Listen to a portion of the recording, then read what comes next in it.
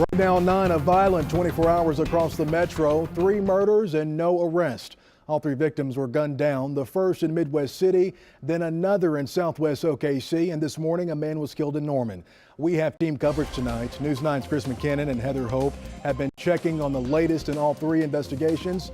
Let's start with Heather Hope live in Norman tonight. Heather.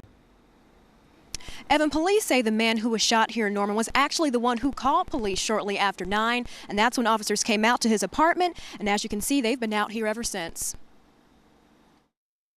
I'm ready to get out of here.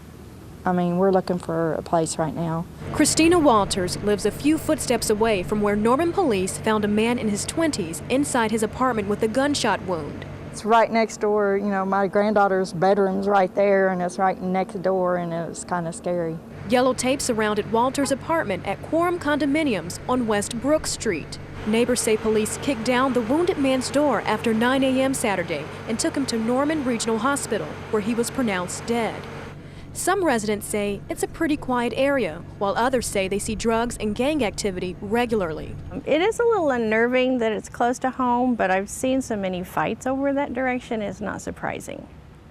Unfortunately, it's just one of those things you kind of wait for it to happen, and now it did. Walters didn't know the man killed and says the shooting has left her family frightened. I'm scared. I mean, me and my granddaughter sleep in that room, and now it's like kind of scary to go back in there and knowing that, you know, I went in there earlier to see if there was anything, you know, any holes, and it's like, you know, it's kind of scary. And police have not released any details on the victim other than saying he's a young black male in his 20s. We're live out here in Norman tonight. Heather Hope, News 9.